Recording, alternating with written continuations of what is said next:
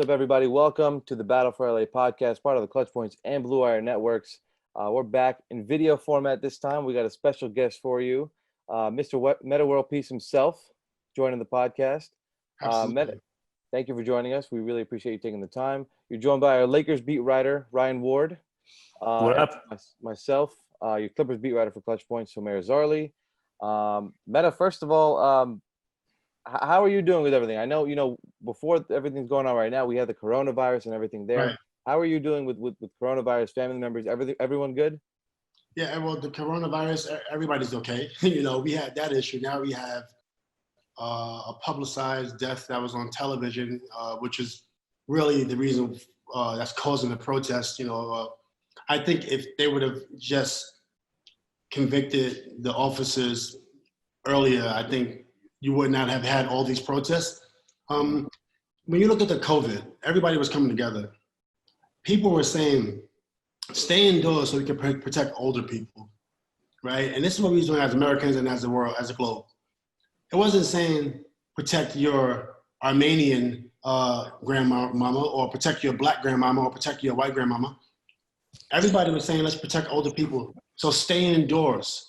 Right, and that shows solidarity, right? If you notice, it was an amazing time in our history where people came together. Right. This had nothing to do with violence. This had to do with potential disease wiping out millions of people, but it had nothing to do with violence. And when people sense happiness, they don't like it, right? When people see that other people are happy, meaning the melting pot, meaning the different ethnicities, they don't like it. So I want to encourage everyone.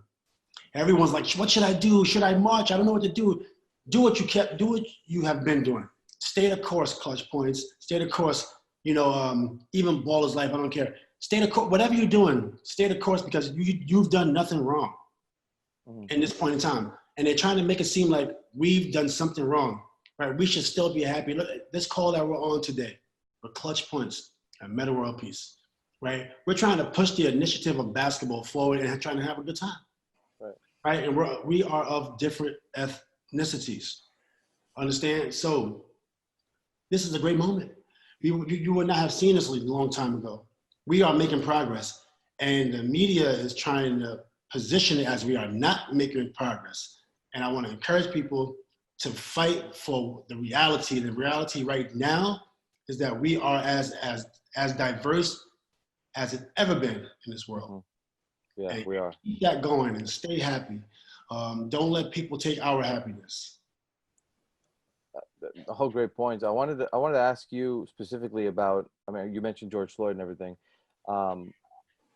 None of this would have come out if cell phone videos and cell phone cameras weren't available. Right. I wondered your reaction when you saw that video came out, because you have kids yourself. You have, I believe it was a 21-year-old you have. What do you tell your kids? What was your reaction to the video, or just another senseless sort of unnecessary death at the hands of police? It was just very disturbing. I mean, so it was a couple things that triggered the protest really non-blacks triggered the protest because they were really fed up. If that was all black people, you would have seen more murders, definitely. You would have seen black people getting shot at. But it was, thank you for being there. Although we don't need it because we are not afraid to die. Understand that. We don't really need your support. And it's not saying we don't like you. We're saying we could do it, but I'm also saying thank you. Because it proves my point, what I said earlier. And my point is that we are in a good state. Not everyone, but a lot of people are. And I also don't want to fault people that can't relate. I can't relate to certain people. And certain people can't relate to us. So when we're going through something as Black Americans, because every ethnicity is going through their own thing. But we're going through stuff as Black Americans, I can relate because because we've been through it, right? But I can't expect someone who grew up in a suburb to relate to the pain the same way now, right? The same way that I'm 19 years removed from being in the projects, it's harder for me to relate to a kid that is struggling. but I remember, so I'm always trying to get back. It's hard for me to relate to a homeless person. How many times did we drive by homeless people? Does that make us a bad person? No. It's just that it's so many homeless people, and sometimes it's overwhelming. You're going to work, and we don't want to drive by the homeless person. So some people are driving by this protest. Some people are driving by social injustice, and it doesn't make them a bad person. Sometimes we are categorizing these people as racist people. Mm-hmm. And that's something where the distraction starts to come into play. You know, they call it foolery or buffoonery or whatever.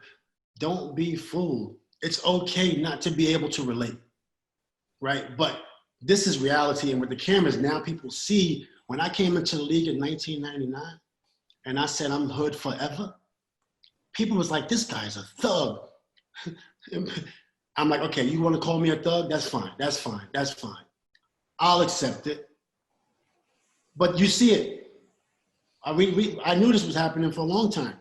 Yeah. I'm in communication with ball players in Baltimore, or with my hustlers in Detroit, or wherever the case may be. We in communication, because I'm never going to turn my back on a hustler or what people say are thugs or criminals. I'm not turning my back, because I know where I'm from. I know my family was considered the same stuff. All did jail time. All was moving weight, packing heat, all that stuff that you hear in the rap songs. It was reality.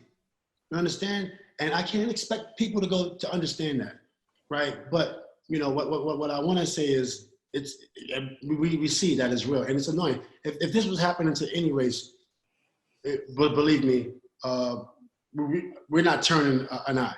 Now it depends on if it's publicized, but it don't matter who this is happening to. Right. Even when I wasn't a big fan of the F Donald Trump song, whatever, at the time, but I'm just saying that the Latino Americans was really suffering at that point, you know. And what I'm saying is, as humans, we fight for what's right. As humans, it don't matter who's going through something. If you look at artistmanagementgroup.com, my website, look at my team. It's diverse, right? And we got white males, white females, Asian women, Black men, all on my advisory board. You understand? And that's the reality of today. That's the reality. And we sitting here talking, they got us sitting here on ClutchPoints talking about this, which we have to, right? They got us, you know, which we should not have to be talking about this. But yeah. I think we notice we have to talk about it, but it's okay. How did you react to Drew Brees' comments? Yes, I think it was yesterday, right? Yeah. It kind of, I mean, it sent shockwaves throughout sports world, everywhere actually. Well, so this with Drew Brees is this. He can't relate. Doesn't make him a bad person. It doesn't make him a racist. He can't relate. So you say things and you're like, oh, wow. At the end of the day, it's 3 verses to this national anthem. And 2 of the verses are glorifying slaves and all. How can I represent that? Pardon my language, but I am not a pussy. In the sense of being a weak person, not in the sense of the female body. I'm using an analogy. Right. I'm using an analogy. You know, and how, but we still do. If you listen to the national anthem, is it not one of the most melodic, how would I pronounce that? The song has the best melody. There you go. Out of any song you probably heard. Isn't the melody amazing? How can you not like the song? Because I've heard it 1,000 times at games like you have. But how can you not like the melody? No, I get what you're saying. If you listen to every other national anthem, it has nothing on the American. But "Oh Canada" is amazing. The "Oh Canada" national anthem is pretty good in terms of song for song. So as a kid, when you hear it, you just like, you feeling it, and you hear Whitney Houston singing it. But then when you become 25, you're like, 2 more verses? What? Okay, we have a problem. You know, but we still stand. We still stand. We still stand because of the evolution of humans, and we're trying to come together. So we stand because this is what y'all want. Y'all want this national anthem? Okay, you've seen the black athletes. I was one of them. We stand, but I hand over our chest, right? But you want to keep poking at. You want to keep poking at us. That's like it's becoming a little too much. So with Drew Brees, I don't think he understands the history of what's happening. You know, so he came out today and he apologized. Did you see the apology? Yeah. ClutchPoints posted. I actually took a snapshot and put it on Twitter. I didn't give you credit. Oh, come on, Metta. Come on. But I did give you credit on. I did give you credit on Instagram. Okay, thanks. I forgot. I'm like, man, I forgot to tag ClutchPoints. But yeah, so I mean, what I felt was, I'm so happy that he didn't waste another day in the apology, because he deserves the right to express himself. So he's back 50-50 with me. Like I said, people can relate, and we all make mistakes. Even the most racist people make mistakes. I got friends in my hood that shot each other, and they are friends. I mean, you don't want to shoot nobody, you know? But I'm sorry about that time I shot you in the ass. Let's go get some. That's how it is. We're human, man. We're not perfect. We're humans, man. And we know back in the, you know, we're just not perfect. So at the same time, I can't expect someone that learned racism to be perfect. Well, that's asking too much, right? That's asking too much. Right. But right now they say that silence is almost complicity right now, where you're being complicit by being silent. And so I think what a lot of people took from Drew Brees' comments is that he wasn't. It's not that he was racist, but he wasn't sort of supportive of the movement. It seemed like. So aren't we at a point where, you know, he plays with a lot of black athletes? Like, shouldn't he understand it at this point? I think that's people's argument.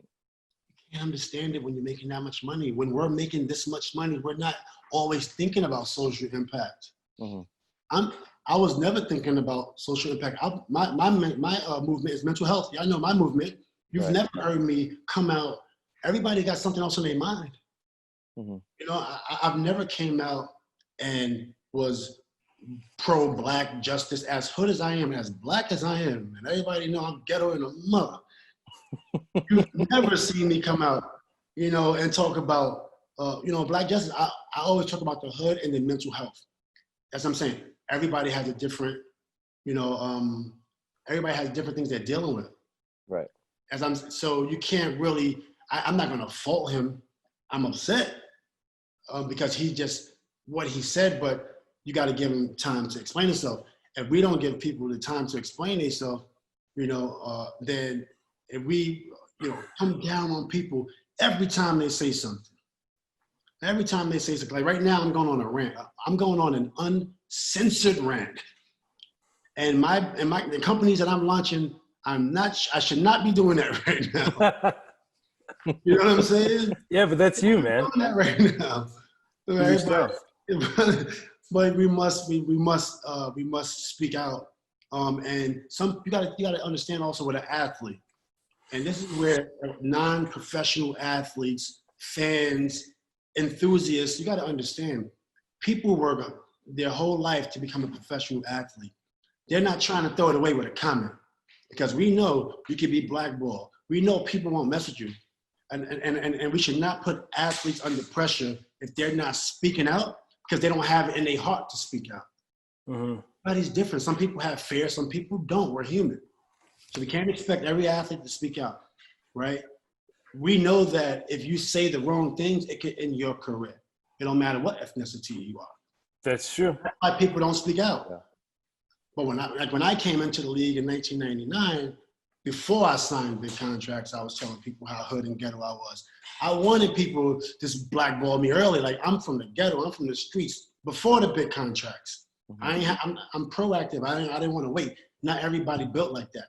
I got burnt out personally, because when I'm telling people to keep it real and you're from the streets, people are not listening. I have black people coming up to me and say, "You should change, man. You got to put on a suit and tie, man. You don't want to mess your money up. Man, it ain't never about the money with me." It's all personal with me. Everything's been personal with me. It's about what's right. And as a 19-year-old kid, what I thought was right was ignorant, quite honestly. You know, I was way more ignorant than I was impactful, and I'm older now. So, like I said, not everybody. Drew Brees is probably trying to please one side. Right. Yeah. You know, while Do you think he's sincere in his apology? I think it is, man. Because I've seen a lot of people come out and just say, like, you know, well, here comes the apology because he knows he messed up, right? Like, Yeah, well, listen. So we don't want him to apologize. If he don't apologize, then he's still wrong, right? If he don't apologize, then Drew Brees is going to be considered. Every day he don't apologize, he's going to be considered a racist. Right. That's true. It's true. I don't apologize. Right. Well, everybody should apologize. It takes a lot to apologize. Well, I meant, like, is he being truthful, or is he just doing it to appease people? It doesn't matter. Get people off his back. It doesn't matter. He did it. It doesn't matter. You don't think it matters? I don't think it matters, because at the end of the day, unless we are in Drew Brees' home, in his living room, when he opens the refrigerator, Metta World Peace is there opening the refrigerator. We don't know what he's thinking. When he gets in the bed under the covers, Metta World Peace is under the covers. Right? Right. We Yeah. don't know what he's thinking. Why would I judge that? Why would I say, oh, here comes the apology. Just thank you for the goddamn apology, because, you know, thank you. Because we're highly upset. A lot of people's highly upset. So now, on one hand, we say we don't want an apology. On the other hand, we say we do want an apology. Mm-hmm. We want the apologies. Thank you for the apologies. So we could try to move on. The apologies are big for the youth. I talk about the youth. And my programs, I'm diversified because the NBA led me to a fan base that's diverse. So when I'm coaching kids, they're white, black, Asian, all over, right? You know, but, you know, so when I'm giving back to the youth, I'm giving back to a diverse group. Now, when I'm at home, my neighborhood, and I'm talking about the youth empowerment, we're trying to help the youth that never would have had an opportunity to be entrepreneur, right? We're trying to show them a different way. Mm-hmm. Drew Brees apologizing is showing the youth that he affects, that follow him. He's showing them a different way. What do we want? Do we want peace or do we don't? Yeah. What do we want, right? We want the apologies. Keep the apologies coming. If you say something wrong, like I know I'm going to be apologizing next week because I'm going on a rant, and I'm not stopping this week. Just for everybody, I'm not stopping this week. But next week I'm going to apologize for the bad language. But I got more stuff to say. I got to let it out. The only other way you can let it out is by fighting, or just going to a protest and throwing a brick. Or just, you know, I just don't think that's right. I'm prepared to take shots from police, but I'm not prepared to initiate them. I'm not prepared to have any physical activity. As fed up as I am, but I'm gonna go to the protest. I'm with the people. I'm with the people right now. I'm with the people. You hear it in the language. You hear how I'm kind of out of character right now, or back in character. Back in character. Back in character. I don't know. Hard to say, but you know, but yeah, but I think the apologies are great. You know, the apologies are great, man. Let's just paint the picture here. It's been white, black for a long time. Mm-hmm. I have some really good white friends. Like, you know, I love all my friends, man. I got black friends from my hood that did 20 years in jail that I bring over to my investors that's worth big net worth. And we ride out, we have drinks together. Like, I have friends, man, and I love my friends. You know what I'm saying? I love my friends. You know, so the apologies are great. And this is a great time right now. That's why I can rant on and on. But this is a good time. We can't really, we're protesting, and it's also a good time. This is happening in parallel. And we can't stop being happy, continuing to protest, and we're forgetting where we came from and where we are right now as a people. We are in a good place, and we gotta stick to our guns. We are in a good place. I appreciate your sincerity. You were very sincere about that. Absolutely. Um, I want to move on to some basketball topics, mainly because you mentioned your rookie year, and you joined the Bulls right after the Jordan era ended. I think Jerry Krause is still the GM. Well, first of all, what were your thoughts on The Last Dance and the Bulls documentary? Because you joined right after. Yeah, man, Last Dance was great. I mean, obviously it was during COVID and everybody needed some sports because indoors. And when The Last Dance came out, it made me feel like I want to try out again.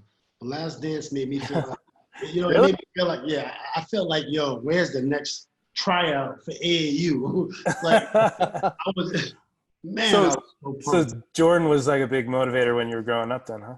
Yeah, man, my body don't work right now, right? My body's totally don't work. Yeah, But me too. I'm just like, I'm trying to make the league. I want to go to the league. Like, that's how it felt, man. It was like, I mean, it was just the most amazing thing. And I experienced the love of Jordan, the love I had for that team. I also experienced the love that Jerry Krause had, when he drafted me, right? So I'm like, Uh-huh. I'm in the middle of a war in terms of how I feel. Right. Well, I'm in the he probably viewed you as like the second coming of the Bulls, right? definitely. He told me I didn't have a lot of confidence as a young player, and I will always come into the mad to practice. No. All the time. All the time. Every practice. Never. Ron, what's wrong with you? What's going on today? So, partially it was because my offense wasn't there. I was really frustrated that in order for me to win, I got to be good, and I suck. Point blank, as a young player, I can't win. I hate losing, so and we only won 13 games, so they had to trade me because I was right. So, but he always told me, he said, Ron, don't worry about your offense. Someone who plays defense like you is going to be a great player. You're going to be great, and we're going to get number 7, and we're going to get rid of the other number 6, and you're going to be here. He would always tell me that. But he was very supportive. So it's just unfortunate that both of one of my favorite people passed away, in Krause and Kobe. actually Kobe. Yeah, Kobe would always talk about Mike. It was just so much being drafted to the Lakers. I mean, being picked up by the Lakers. You got Phil Jackson. Kobe plays like Mike. Lamar's kind of like Kukoc, kind of like a little. I could see that. Right? Yeah. It's just surreal, And The Last Dance brought a lot of these memories out. It's great. What did you make of sort of? You said Krause was good to you. Krause was kind of portrayed. I mean, he was portrayed as a bad guy in the doc. Hey, somebody got to be the bad guy. That's true. Somebody got to be the bad guy, and he wore it. He wore it like a badge. Look at Krause. He wasn't in shape, right? Mm-hmm. He was made fun of, which was like, I heard that I played for the Bulls, so I heard everything, right?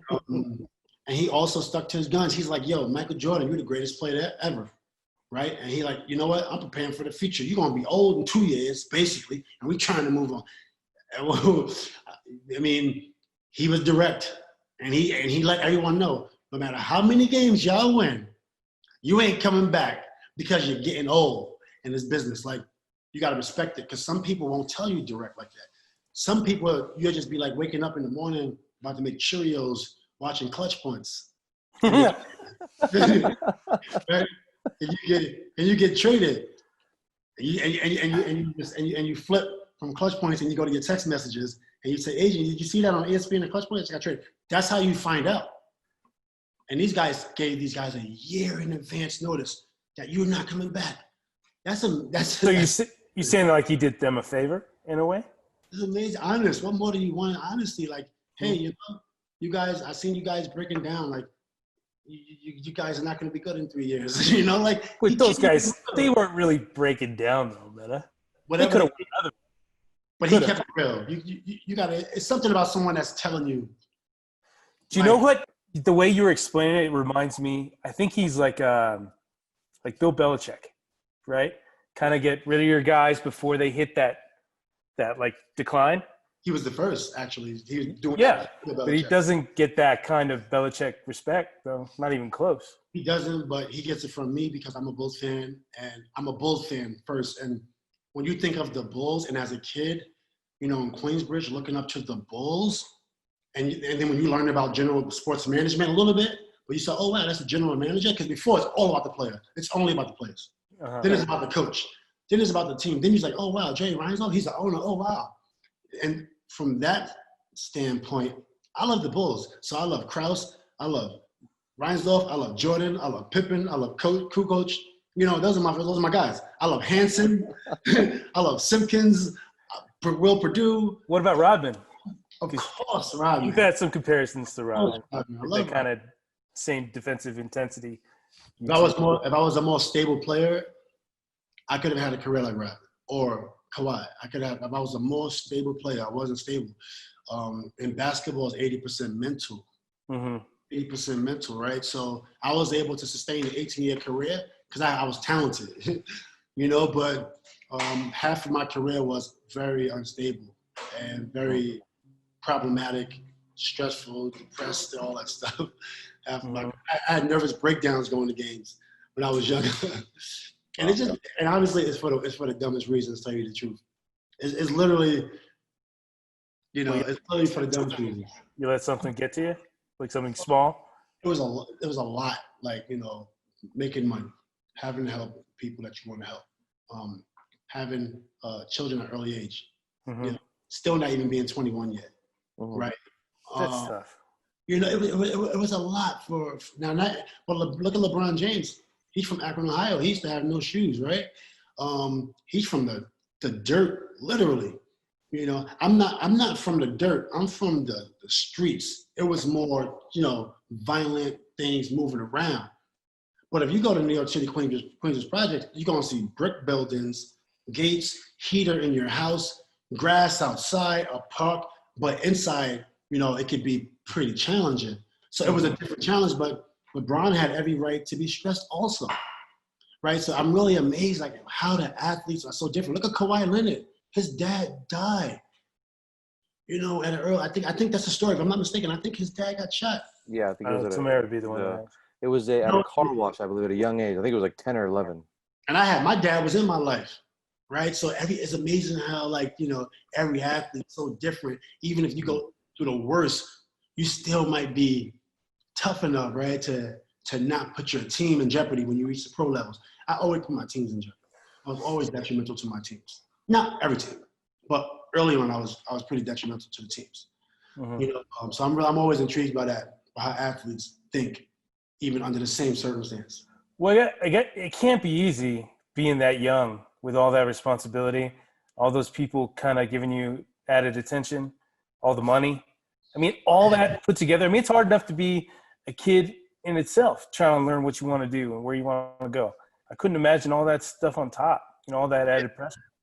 And I think also with me, I wasn't always the type of kid that was the most popular. On the court I was, but like places you want to be popular as a kid, like with the girls, you know, with your peers, you know, and when you start to get rejected, people make fun of you. I remember I used to go to school in the same pissy pants that I had on. And imagine going to school, piss already on your pants, and you got to stay away you got to get on the bus together for one. So when you're sitting next to somebody, you're hoping, you know, nobody's looking at you and saying you smell like piss. Yeah. You know what I'm saying? So you're looking around like, God damn, somebody smell like piss, man. You know what I'm saying? And then some people know you as you. Some people know you the one that smell like the piss, man. Shit, that's terrible. One day I came home, man. I mean, I remember just stuff like that, you know, and that adds up. And that's, you're talking about, you know, 10 years old, you know, 9 years later, you're in the league. It's a lot of baggage there. So everybody's different, you know, the way you handle things. So now when you make money, it's like, I got on fresh jeans, man. You gotta brag about them. I got fresh jeans. I'm going to the bar. I'm gonna spend $100 grand a night. You understand? I'm gonna spend $100 grand. Yeah, that's never happened to me. Metta. 100 grand. Yeah. But then, that's where people start calling us selfish athletes, right? It's like, nah, man. Hey, you don't understand. You don't understand. But then But then the money don't make happiness, right? Just because you got a pair of jeans true. doesn't mean that you didn't get rid of all the other shit. Mm-hmm. You know, Right. so I'm always interested in the path and the journeys that these athletes take that's from the same place I'm from. You know, what happened? You know, when did you decide that I'm not going to let things affect me? You know, it's always interesting. So with the New York Knicks, before you came on, you were tweeting about it, right? Yeah. Coaching gig. What are your thoughts? What do you want to do? Listen, I don't want anybody's job. I love sports. As you can see, I'm launching a sports company. As we've been, you know, ClutchPoints has been very supportive. I'm doing a sports company. I love basketball. I told my staff if the Knicks job was ever available, I would love it. You know, and I would love an NBA head coaching job. The Knicks, definitely. If someone else has the job, I'm going to support them. I want to see the Knicks win. I heard Mike, what's her name's back? Great coach. Mike Miller from last year, great coach. I absolutely don't want nobody else's job. And right now, I'm not prepared to be an assistant because I'm having too much fun doing what I'm doing. I'm coaching tons of players right now, and it's about to expand. I'm having a great time, but that Knick job, I'm from New York City. You got to understand, I'm right across the water. A lot of these players and coaches don't know what we've been through. We have not won a championship in years. I'm from New York City, the biggest federal housing project in New York City, in the country. We are Knicks fans, and we don't win. The last time they won was in 71 and 73 with Phil Jackson and Clyde. Like, that's a major problem. You understand? This is almost 50 years. This is going on 50 years. So I don't care. I would love to coach. I'm an extremely intelligent player. I've seen every single offense thrown at me because the coaches was trying to get me off of their best offensive players because I was like a hyena on their ass. Right? So I've seen every single offensive strategy to try to get me. Now, LeBron James, Kobe was a little different. But if you came on an off night, if you had an off night against me, you probably don't want to play that night. I'm biting, right? so you know, I'm biting, right? So I've seen it all. I've seen it all. You know, on offense, we all know I was able to score the ball. I was able to score the ball. You want to talk about a team setting? I went to the Lakers. I was averaging 22 before I came to the Lakers in the playoffs. I went to the Lakers, I averaging 8. You know, fit in, team basketball, triangle, first year. How many people can learn a triangle in the first year? Everybody know that the triangle is complicated. Yeah. You understand? Yeah. So with that being said, I played under Rick Adderman, high post, C, corner. You know, so when it comes to IQ, I can do it. But I would love to coach like this. Goddamn hoodie on the head. Oh, man. You might be the first NBA coach to rock a hoodie on the sidelines. What's good? You understand? It is what it is. And yeah, you see Popovich doing that after that. Watch. You know what I'm saying? Like, but anybody could put the hoodie on their head. But, you know, because we got hoods. They sell hoods in Fifth Avenue, right? But it's different. Right? They sell hoods everywhere. But it's different when you're from the hood. When you're from the hood. You understand? And that's how I want to rap. I want to let people know if you a street dude, if you like my family, you can still be smart. And you don't even have to be like my family. Right? You can be like anybody and you can be smart. Right? Mm-hmm. And you can have an IQ being yourself. You don't have to be typical. You don't have to wear that suit and tie all the time to prove that you're smart. Right? We trying to set the tone. We trying to set the tone. Be happy in your own skin. We see too many times, you know, where somebody's coming out as gay, or they might commit suicide. They don't want people to know about them. Or somebody might be too street. They got tattoos. They want to cover their tattoos up. Nah, show them tattoos. Tell people that you're gay. Come out the damn closet. Flaming. Who cares? You know what I'm saying? Be yourself. If you're a street dude, be yourself. Because I grew up differently. You know, I grew up differently. We on the top of the buildings with somebody attacking my cousin. We ready to take somebody's head off the top of the buildings. Double barrel shotguns. You understand? That's my experience. But does that make me dumb, or does that make me not have a high IQ, or does that? Nah, I got that, and I want to keep it there, and I want to show people if you're from where I'm from, you can make it. You can be great. You can also have a family. Where I'm from, families don't stay together. You understand? This is bigger than just coaching a suit and trying to please someone. You know, if I win this title for New York City, if I was to ever get the opportunity, everybody got their chance. except a hood dude like me. Everybody got their chance. Everybody got, when I represent different type of people, but it doesn't, the different type of people that I represent, it doesn't mean that we are not the same. It doesn't mean that I'm only representing that hood in IGGA. You know, it's a group of us out there that we are underrepresented and underserved. You got to understand. It's some people that fit the description of my same skin color, but there's some people like us that we don't fit the description. You understand? We don't fit the description. And that's why, you know, when I talk how I talk, like if I was to get the head coaching job, I told people I'm going after fans first. I don't like how they treat the Knicks. I don't like how the New York City fans always put the Knicks under pressure. Right when we're about to win, the fans got to come in, start banging the drums, get rid of everybody. I mean, we're building something here.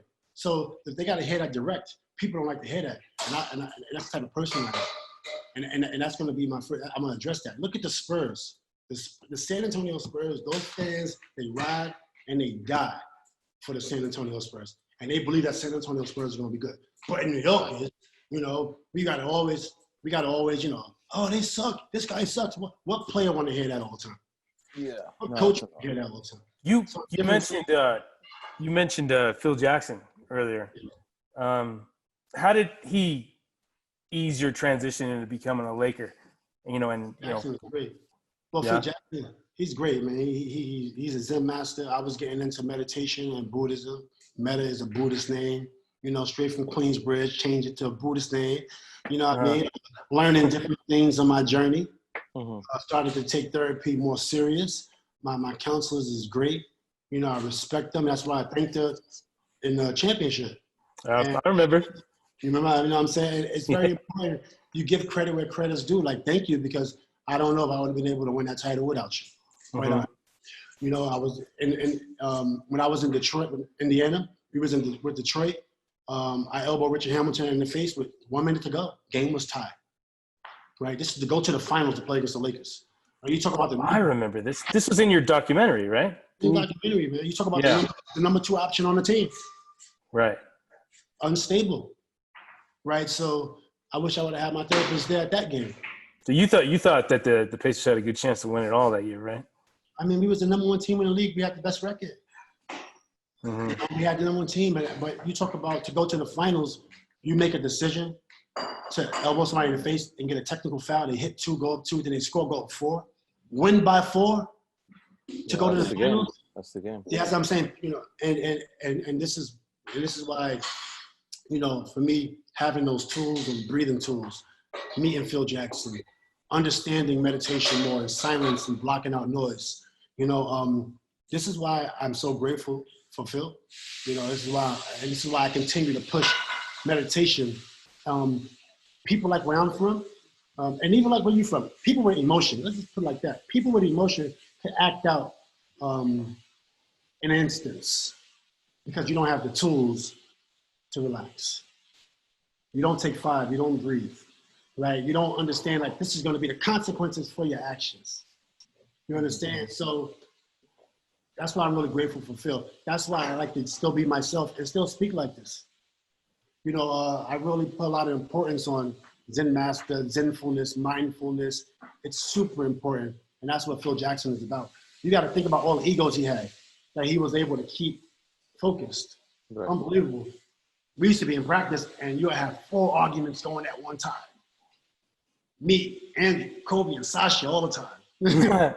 Kobe and Sasha just like, And then you had Derek Fisher, who was very mindful. Powell also, but you had the head coach at the top. Maybe Trump should speak to Phil. I don't think Phil would talk to him. To be honest, you think that'll help? You think that'll help? Has an open mind. Yeah, that's but does Trump?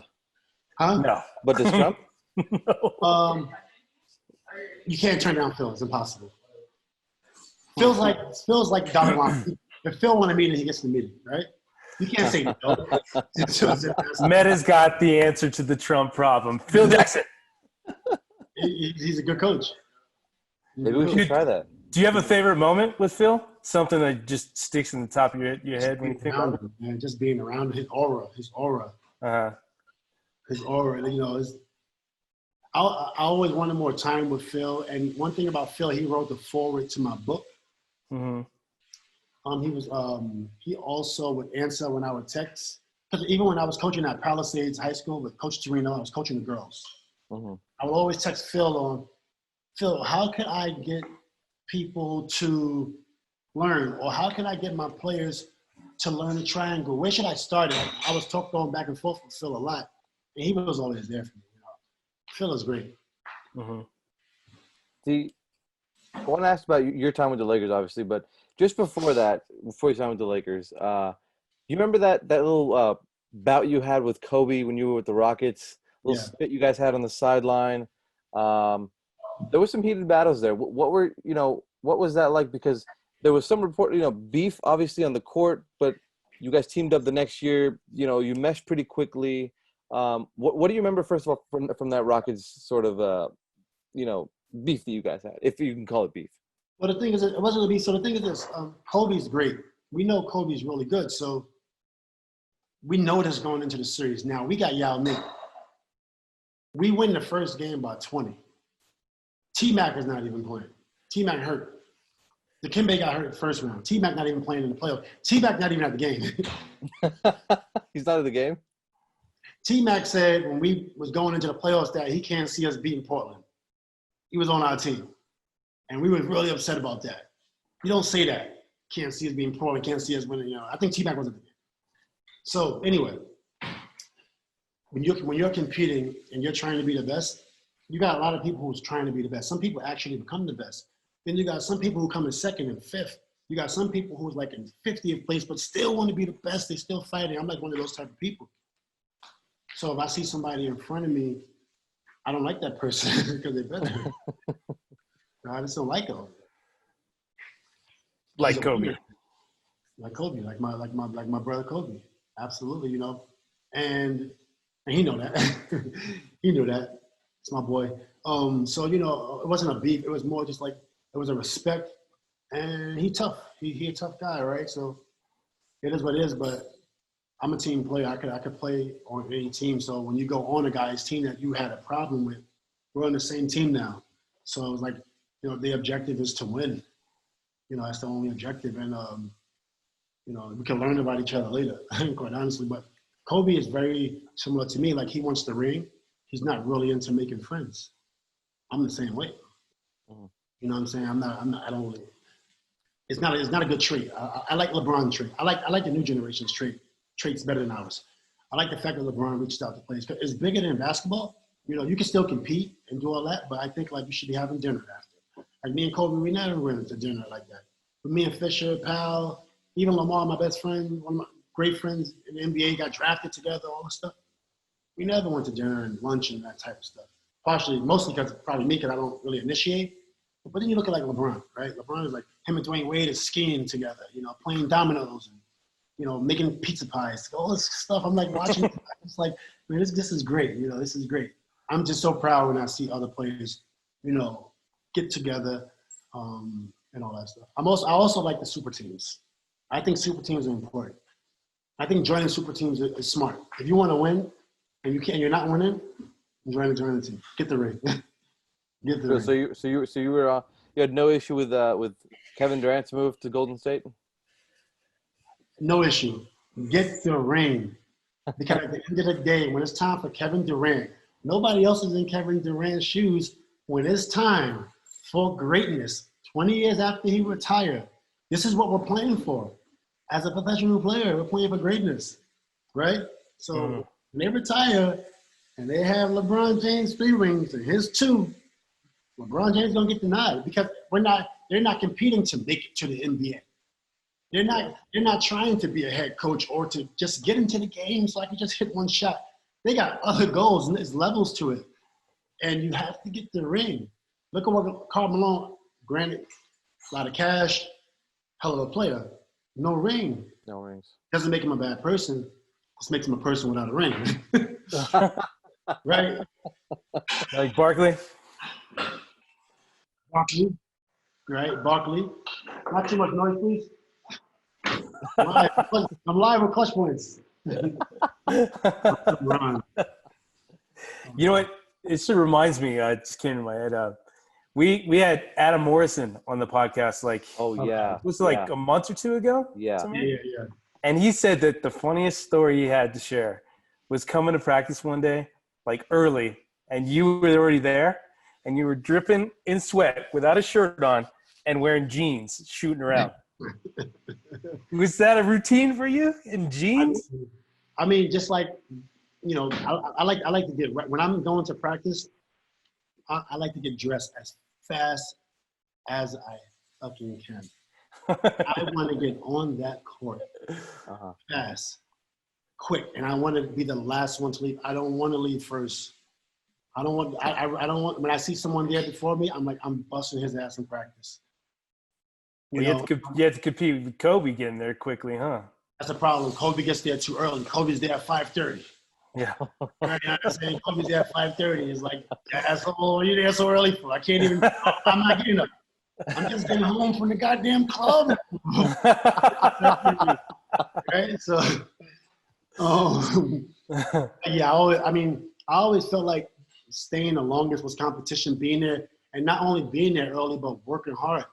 You know, early, working hard, you know, because you only live once. You got to give it your all, and, you know, I gave it my all. But Adam was tough. Adam Morrison, man, if it wasn't for his injuries, he would have been amazing. And it's really unfortunate. Could you imagine him in today's game, like with all the threes, him and his shooting touch? Insane. He had so much, and you got to picture Adam with 2 surgeries on his knee, right? Adam's in the Lakers practice, got to go against me and Kobe every day. Not healthy either. And he gave it his all. We saw that he couldn't move. You know, he deserved those 2 rings. What he brought to practice was amazing. He was a trash talker. Really? What? Adam was a trash talker. Wow. He would get in your face, and if you wanted to fight, he would fight. Oh, I can see that. No problem. Adam had no problem with throwing his fists. Yeah, he's a laid back dude. He was great on the pod. Man, he's amazing, and he's such a good guy. I really feel so bad for him because he is a great player. We've seen it. We know he's a great player. Mm-hmm. Injuries killed him. We used to feel so bad for him because he's not missing shots in practice. It's just certain things he couldn't do anymore. Physically. You know, certain things he couldn't do anymore physically with, you know, with his knees. Yeah. He deserves a lot of recognition. What he did in college basketball was amazing. Stephen Curry, same exact thing, like Stephen Curry. Yeah, college legend for sure. Metta, you were viewed as sort of the Lakers enforcer when you got there. And I think every championship team sort of needs one. Did you like that role? Did you embrace that role? Did you even agree with that kind of assessment? You know, well, I've always been an enforcer from back in my Queensbridge days. When you're playing with the men in Queensbridge, when they allow you to get on the court, you got to bring it. You know what I mean? You got to bring it. Russell, Joe, these all guys from the hood. And then actually, Vern Fleming from Queensbridge, who played for the Pacers. I played for the Pacers. Sean Green from Queensbridge, he played for the Pacers. He's from Nas block. Vern Fleming from my block. You know, so you got to bring it. And it was like, this is how you play, Ron. This is how you play. So now I wasn't trying to be an enforcer. I'm just playing hard. You know, and I mean, when you play in some of the circumstances I played in, I remember one time I was 11 years old. We in Hamels Project, 11 years old. We going to work. We playing hard. That's all we know. But we in somebody else's hood. They hit my other teammate over the head with a bottle in the park. Imagine your son, 11-year-old kid, get hit over the head with a bottle. And you know it can escalate because these young kids, they ruthless, right? This is the type of stuff. Now it's like, okay, next time we go in the game, what we got in the bag? Y'all ready? All right, cool. We go anywhere to play. There was not one place where we would not go. If it's a game, we going. Sometimes you have to pack the ratchets with you. Sometimes you had to bring some of your teammates had to bring that rocket. And it was like, because if we don't play basketball, we're not getting better. You understand? If I'm not playing, and the best game is in this hood, we going. You understand? And when you got that mindset, and when you playing with that, if you playing with people flashing the ratchet, flashing it, Jeez. you understand? And you at the free throw line, you're like, okay, what do we do? Do we shoot the free throw, or do we just get this rumble on right now? And my people's on the side like, we got your back, we good. I remember my boy told me, we good, don't even worry about that. He on the side. And I'm saying, that's there's a different, there's levels to the mentality. So when you play like that, it's like, okay, I'm never gonna let nobody punk me. You only know one way. You understand? So I didn't naturally want to be an enforcer. It's just certain situations that people do. You know, so it's like now when you go into the league, it's like, okay, whoever wants the drama, we just got to bring the drama. And then you know, in '99, we just coming off the Detroit Pistons, bad boys, the Knicks. You know, so for me, it's like I already know how to do this. You know what I'm saying? I already know how to do this. So that's where the enforcer came from. Right. Me personally, man, when I was young, I was trying to be a pastor and Michael Jackson. I wanted to sing, and I tried to dance. I was bad at both. Bad at both. You know, it wasn't. I didn't grow up like I wasn't naturally like, yeah, let's go. Who won? I wasn't naturally like that. It evolved into that. And then you get tired. You get tired of certain things. You just say, freak it. This is how I am for the rest of my life. I wish it would have been different. I personally wish it would have been different. I wish it could have been different. Is there an enforcer in the league now that you look at and you're like, oh, okay, cool. This guy could play during my time, or you know, during the bad boys. Like say like Patrick Beverly of the Clippers. Definitely. This era now. This is 2020. If you go to 2016, from 2010 to like 2015, 16, the league was in a change. It was changing the way it played. So, but for me, it was disgusting. I didn't like it. But we didn't understand what the vision was. The league had a vision. They started implementing new rules, so it made the game softer. Now that everybody's settled into the new rules, it's as physical as we ever seen it. I mean, this era right here could play any other era. Maybe certain players would have had issues. Like if you add certain rules, we'll see. Like they should even add a rule. You know, this is old rules for one. With like hand checking. Yeah, bring it back for one game, like only game 3 or something. You know, like that'd be interesting. 4 quarters or something, right? Because you'll be able to see. You know what I'm saying? You'll be able to see who could. That's how you'll be able to know who could play back in the days. Because you'll get some. You're not getting that space. You're not getting that space. No space. Yeah. No space. Wow. So it drives me crazy about today's basketball. There's so much space because people are afraid to get physical and touch. It's all definitely. Well, because they're calling fouls quicker. That's why. So. They are calling fouls. Can't touch anybody. But you know what I mean? But in the playoffs, you know, they let a lot go in the playoffs. Have you seen the playoffs? That's true. They let a lot go. Yeah, that's true. Did you think in 2004, whenever that Pistons Pacers brawl was, I mean, take us through that, because I was young. I didn't really have a chance to watch that growing up. I got into the NBA a couple years after that, but what was that whole thing like? I mean, is it a blur to you now? Do you remember from it? It's a blur unless people bring it up. You know, if people bring it up, then it's it's a blur. But other than that,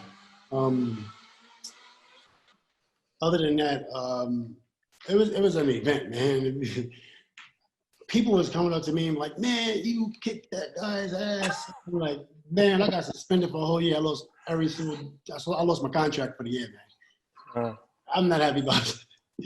So it was a lot of that. So for a lot of people, it wasn't an event. For me, it was just like, you know, I just didn't like the fact that somebody hit me with something, man. I didn't like that. You know, I'm like, I thought it was wrong. You know what I'm saying? I thought it was wrong for you to throw something at my face. Especially a fan. You know what I'm saying? Who does that? Ben Wallace threw a couple things at me I was also upset that the refs had no control. Usually you eject people, and once you make that first ejection, that calms everything down. That's why I should be a ref also.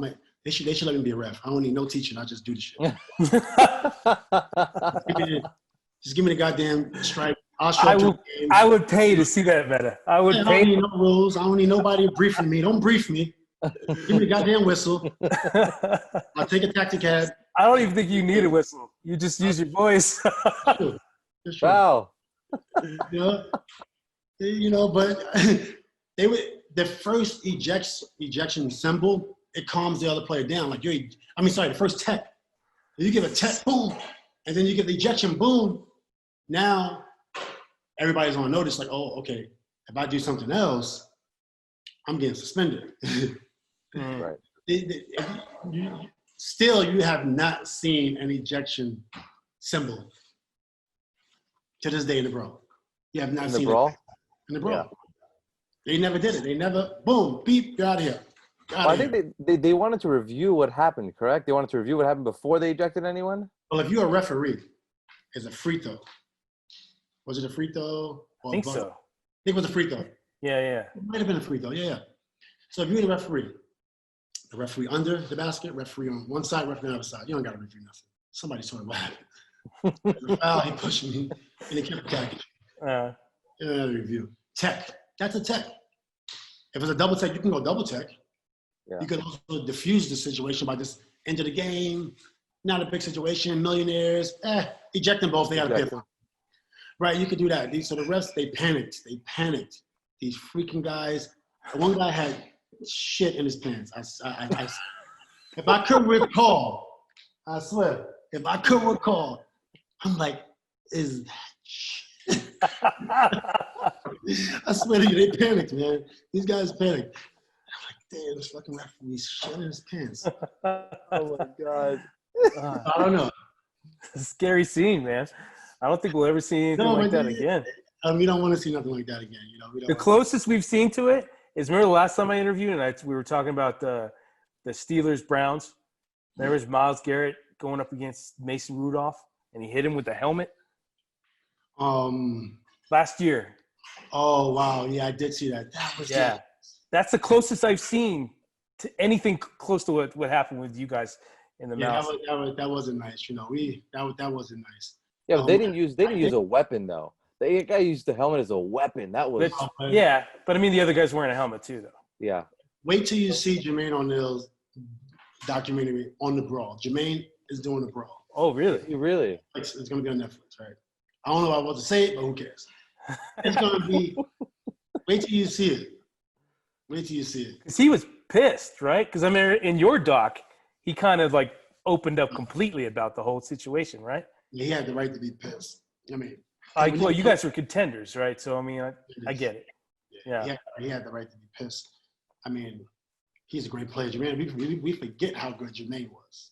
Yeah, I think we do. I think we do. Yeah, we do forget.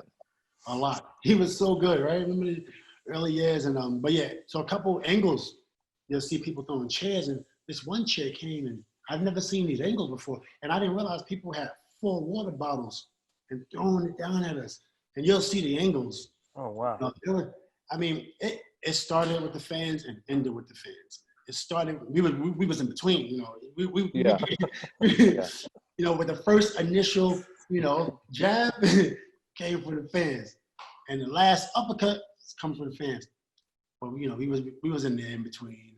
Couple body shots. You know what? I just remember a couple body shots. Steven Jackson was involved in that too, huh? Yeah, he was up there. Yeah. It was an unfortunate situation, but you got to laugh at these things. You just can't be. It was unfortunate. Like we did not benefit from this. Yeah. Right. Well, the NBA changed completely after that in terms of all that. Was that when they stopped people from walking on the floor, and they were just like handing texts out left and right? I mean, I think so. I mean, you look at the guy that walked on the floor. Like, what are you doing? The guy. Yeah. I don't know. I think he was Latino. Could have been Middle Eastern. I don't know. We're a melting pot now. Everybody's starting to look the same in the world now. I want to ask you this, because you watched the Bulls win their 6 titles as you were growing up. You joined the Bulls.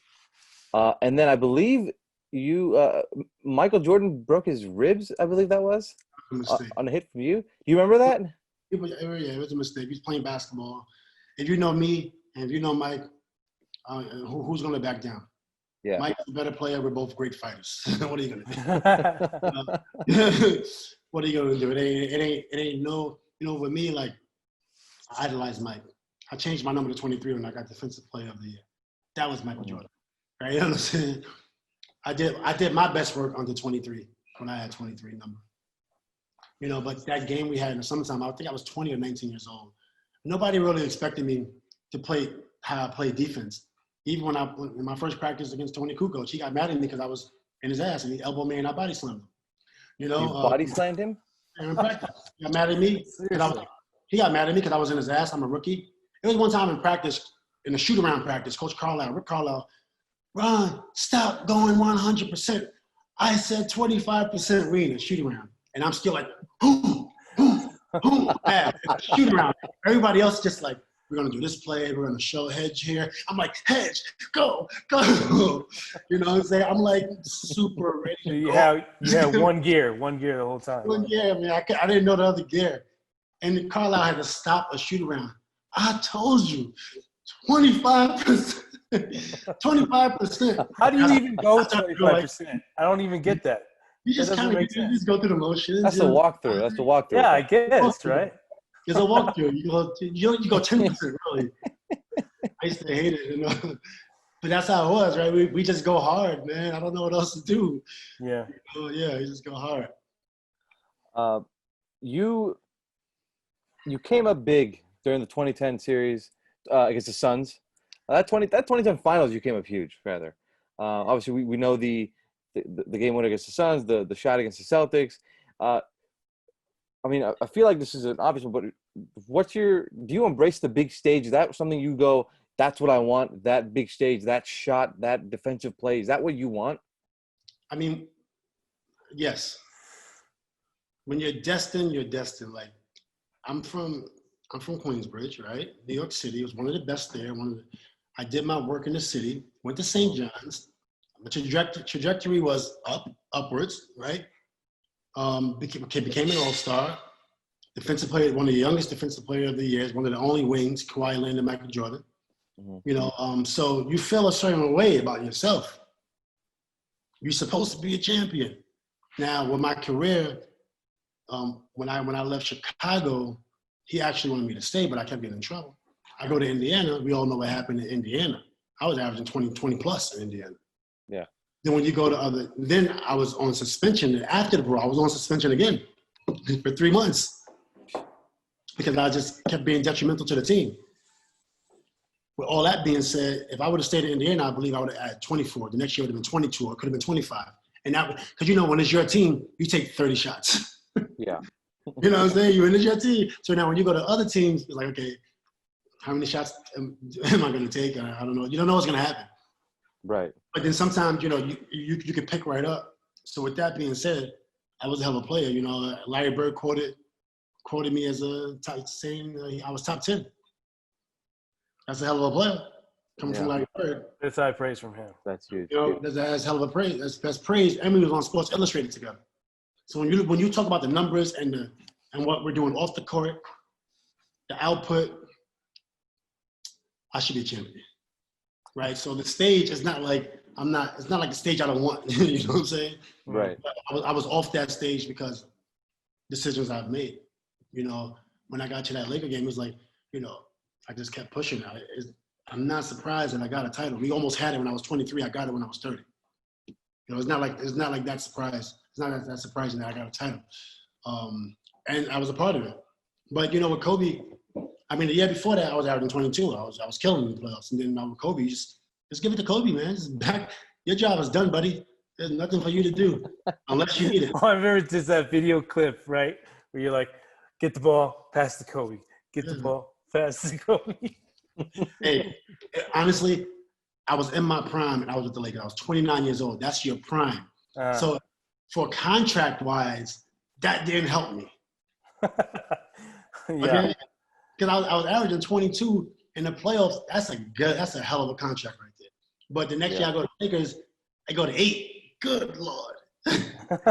8 points. 8 points, but on a relatively stacked team. But I'm saying it doesn't help you personally, right? Like career-wise. No, because the team is like you're declining. How am I declining at 30 years old? Yeah, yeah. How am I declining? Give me too many years, But so it was really an easy job. I literally didn't have to do much. Just like play defense, and fucking go to Barry's Pizza or something. Chill out. Nothing to do. What's your fondest memory of Kobe? I would say just the work ethic, because that's it. Yeah, he in the gym. He wants to get the number 6 titles, 7 really. That's what he really wanted. I'm sure it was 10. I'm sure he was focused on Jordan. That one. Jordan. Yeah. He really wanted 7. He deserved it. I feel like a couple things went wrong. I thought we broke up too early. We got swept by the Mavs. Mm-hmm. We broke up. I mean, Phil Jackson came out. He said he had the issue. I don't know if you remember. He said he came out. He had the issue. Yeah. I mean, he told us that the first round. Yeah, I just talked to Powell recently about that, and he was telling us how much he admired Phil for that, for going through that and still being able to coach. And he's still coaching. Like, nobody said nothing. We was playing the Chris Paul's team, got by them. It was hard. He went to Dallas next, and when Phil came in there, and he said, "I know I've been a little bit different on the sidelines. It's because I have a health issue." And then when he tells the issue, then you see Fisher just crying. Kobe's like this. People with tears in their eyes. Now, and we go into. I don't think we use that as fuel. We use that as, man, Phil is really messed up right now. It didn't really fuel us to. We wasn't thinking about, hey, let's take this moment for Phil. We was more like, damn, Phil's really hurt. Like that's only that's important. Yeah. But it was unfortunate. I don't think we should have been swept. We got swept by the Mavs. That was the first playoff series I ever covered as Wow. a member for the media, and I remember being like, "What is going on with this team?" Just didn't seem to be clicking, and Mavs were just unstoppable at that time. I think they were the first team that really figured out the 3-point shooting and spacing. Right? That didn't really hurt us. What really hurt us, I mean, we hurt ourselves for the most part, but we just really didn't have a lot of synergy at that time. We was up 7 game 1, with a minute left. If you look at the last minute, we was up. We made some mistakes. And then it was Kobe with missed the last second shot in game 2, right? Yeah, the game winner. Right. We was there. They swept us, but that's a playoff series where you can say, we had a shot. We had a shot. Metta, did you ever feel like refs gave you sort of a quick whistle because of your past or history? Definitely. Definitely. I had a quick whistle. But I knew why. I would get upset still sometimes. I never had problems with the refs, but the refs was always keeping me off the players. Because I was like so aggressive and then always kind of ready for action, I guess. And I think the quick whistle was really it really extended my career, honestly. Because if you yeah, definitely. Because I would, they gave me a little more room, I probably would have got in more trouble. I think it was unfortunate, but I think the quick whistle could save some people's career. Interesting. Unfortunately, but when I look back at it, what are you going to do? I'm a player that's super reckless and vital. You have no choice but to have the quick whistle. So I can't really blame the rest for that. Did you have any? I know you were in the arena on the sidelines for this Kobe's 60-point finale. I know Shaq challenged him to get 50. I don't think anyone thought he was going to get 50, and then he went out and got 60. Yeah. Do you remember that night? I think that was a team with I talked to Lou Williams about this, and he said it was just an incredible once in a lifetime opportunity. What do you remember from that night? Wow. I know I wanted to play. I didn't play 1 minute that night. I thought that I would get like 5 to 10 minutes. And I was usually coming subbing for Kobe and then come back in. It was his last hurrah, right? So he missed his first 7 shots. So I remember. Right? He missed his first 7. I'm like, oh man, this is gonna be a bad night. Exactly. I was on the bench. I think I was next to Luau Deng or Lou Williams. I'm like, God darn it. This is really bad. I think they were just short, right? Like hitting the front iron pretty much the whole time. He might have shot an air ball, I think, at one time. He might have. I think yeah. there was a lot of pressure on that just that night because everyone was standing for a while. The whole night. That's true. I think that's nervousness. Like I told you before, Tommy, that's the first time I've ever been in a press box where the media is just as hyped as the fans. And we're not allowed to do that. It's frowned upon, right? So, it's insane, man. Still the best sporting event I've ever covered. It's the best one I've ever been to. It's the best one. Me too. It's a movie. It's unreal how perfect the ending was. Wasn't that the best ending you ever seen in your life? I mean, I get in the game, I'm on the bench and I see him missing, and then he starts to hit one, and he hits one, and he hits one, and he has 40. I'm like, wow, this is unbelievable. Yeah. I'm sitting here turning into a fan, and I'm like, now at this point, I kind of want to stay a fan. I don't even want to get in the game. Like, what are we watching? But this is how it's been for the whole time I played with Kobe. Mm-hmm. As a basketball player, you know it's amazing. You know it's not. He's amazing. Yeah. And every time you spot it up in that corner on the other side, and you just watch him go to work, it's like, yo, this dude is dope. Wow, this dude is amazing. He gonna do it again. My goodness, that's how it was. I remember a few things from that game. One, I had never seen him so exhausted in his whole career. It's like he put literally everything into one game. I couldn't believe it. Like he just looked like me going up the stairs. and then the press conference after the game, I'd never seen him so relieved. He was so relieved. Yes. He was so happy, so relieved. He couldn't wait to just go home with his wife and his kids. Yep. I was like, wow, this is a totally different guy than what I'm used to seeing, you know?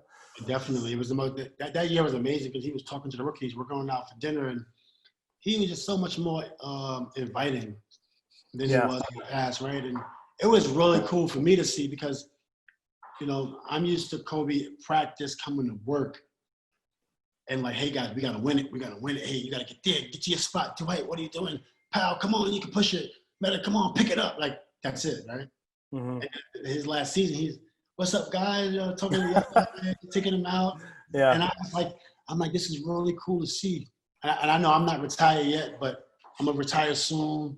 And I think I retired the next year. And it was just like, it's really good to see Kobe the human.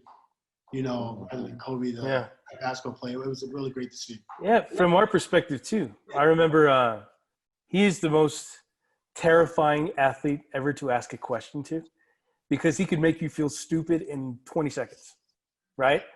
Like I tell people all the time, he's very good at saying what you would say in a sentence in one word. He listens to you, and he has a couple words that sum it up. He's really, really intelligent writer. Really, really good writer. Yeah. Just intimidating though. Like super intimidating. Not only to you too. When I would text him, the same. Because really? I knew if I asked him a question that I wanted a long answer from, I never do a basketball, like maybe some business or something. Yeah. He would give it to me in a couple words. A couple words, and it's like, okay. Is it the kind of thing where you text and you're like, oh no, and you erase it, and then you write it again, you're like, oh no. Like I probably did that a couple times. Definitely. Yeah, I could see that. He's just an icon, man. I look up to the guy too. He's only 1 year older than me, but what are you gonna do? Yeah. Did you have a when you guys were in that championship run, 10-11? Did you have a favorite sort of matchup? A guy you wanted to guard? You looked up to guarding? Look forward to guarding rather? Well, so LeBron was the only one that I knew I had to be a great to be great. Mm-hmm. And you got all these guys. When I was the best defense player in the league, LeBron was reaching his prime. He was actually no, he wasn't. he wasn't even at his prime, but he was always amazing. You got Kobe, you got Vince, you got all those guys. But for me, when I seen LeBron, I'm like, I was 248, 250 when I first started to play against LeBron in the league. Mm-hmm. When I played against him, I'm like, oh, wow, I'm going to have to gain weight because I'm going to definitely see him in the playoffs. And if when I left the East, LeBron went on TNT. He said, I'm so happy Ron Artest left. People don't talk about that. I tried to get that clip for my documentary. They hid the clip for me. Really? Yeah. Did they really? Oh, They come wouldn't on. give me the clip. I'm Why like, not? Michael Jordan got come fly with me. He dunking on somebody. You gonna play that clip? But when I want to pick the LeBron clip, when he said, "I'm happy Ron Artest left," I can't get that clip, huh? For my documentary, huh? That's lame. Okay. We're gonna backlog that. Really? That clip is not available anywhere?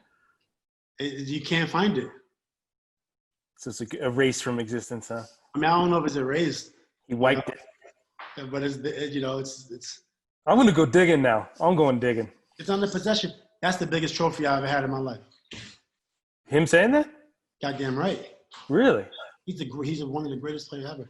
Do you think he's like 280 of like just Definitely. solid muscle? I was 265. And he was bigger than you? Yes. Because how tall are you? I was considered strong and all that, right? Matter what, Ron Artest is strong. LeBron, strong. Yeah. I knew I had to deal with that. So I actually changed my whole work habit because I was gaining weight. I was putting on more muscle because I knew I was going to have to go against him. But I didn't think I was going to get traded out the East. So when I got to the West, I'm like big, and I'm like, I only see LeBron twice a year. So then I started to lose weight. I'm like, I'm getting tired of worried about this guy. I started to lose weight, and I will only see him like twice a year. Yeah. So, whatever. Well, that's all the time we have. Metta, we really appreciate you taking the time out of your day to join us on the podcast.